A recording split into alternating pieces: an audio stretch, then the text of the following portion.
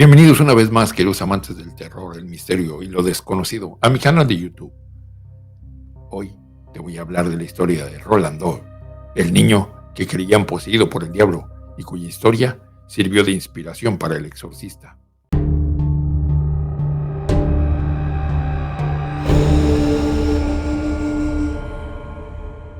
En la que quizás sea una de las experiencias más extraordinarias de su tipo en la historia religiosa reciente, un joven de 14 años de Mount Rainier, un suburbio a unos 15 kilómetros de Washington, D.C., fue liberado por un sacerdote católico luego de ser poseído por el diablo.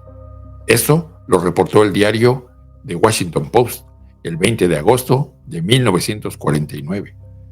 Citando fuentes católicas, el periódico aseguró que para lograr liberar al joven de la posesión demoníaca, este había tenido que ser sometido a entre 20 y 30 exorcismos, durante los cuales había entrado en un griterío, vociferando groserías y frases en latín, un idioma que nunca había estudiado, cada vez que el sacerdote llegaba al punto climático del ritual. Un tiempo después, no muy lejos del lugar donde había ocurrido todo esto, un joven llamado William Peter Blatty oyó la historia por primera vez mientras estaba estudiando en la Universidad de Georgetown.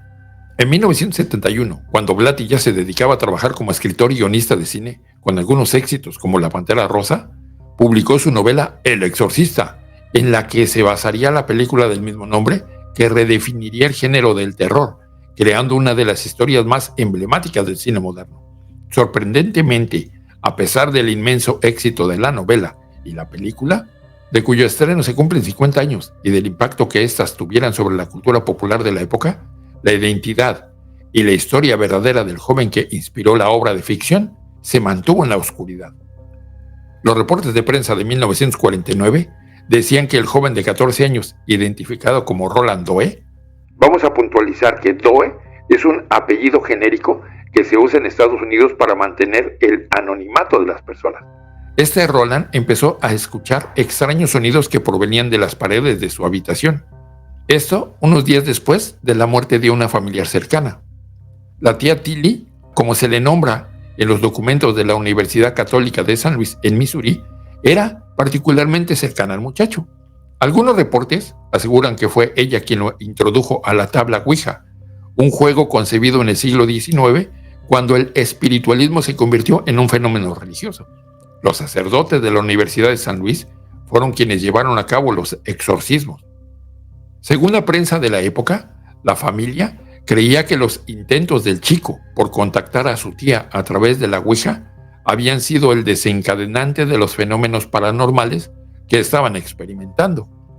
Aseguraban que veían sillas moviéndose solas, que la cama de Roland se sacudía de manera extraña y que los pisos tenían marcas profundas sin explicación, como si alguien arrastrara muebles pesados.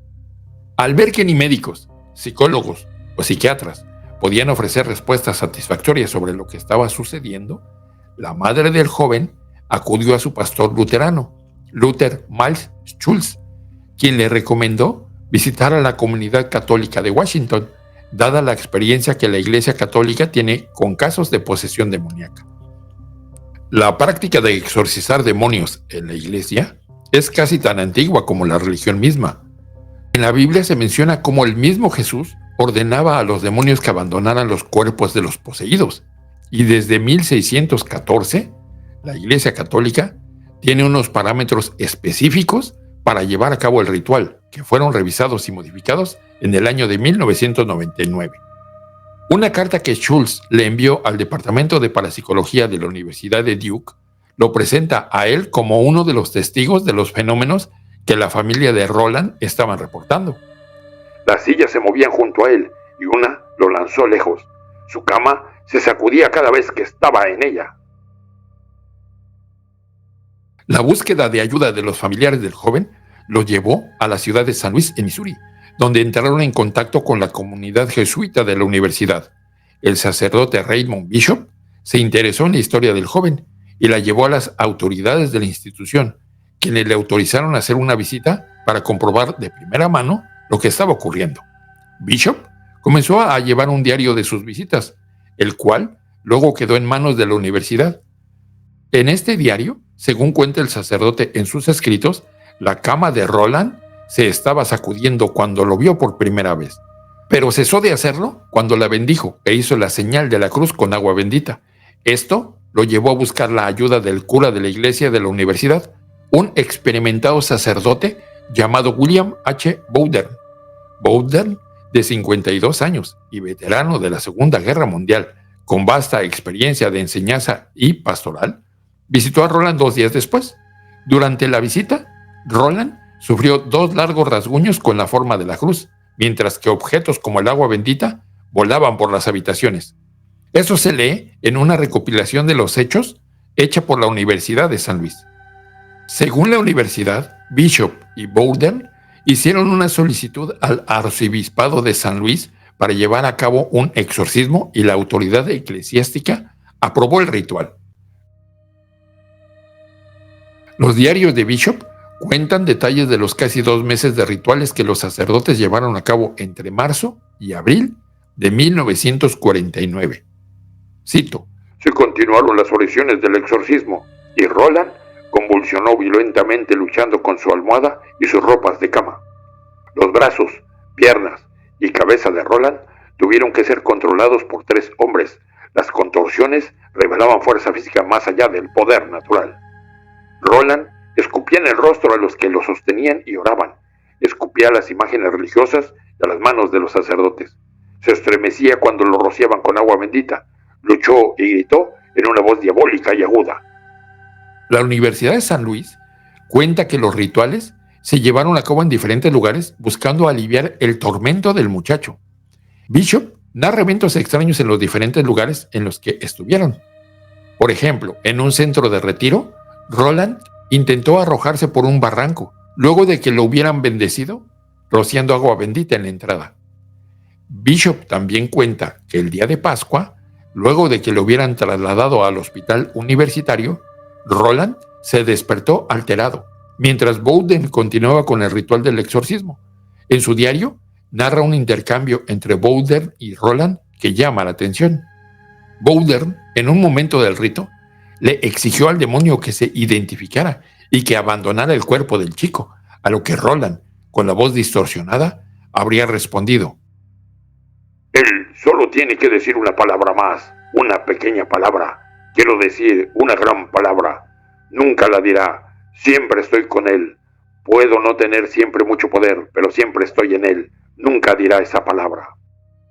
Bishop cuenta que luego de eso, pocos minutos antes de la medianoche, oyeron una voz distinta que salía de Roland diciendo: Satán, Satán, soy San Miguel, y te ordeno, Satán, y a los otros espíritus malignos que abandonen el cuerpo en el nombre de Dominus, inmediatamente. ¡Ya, ya, ya!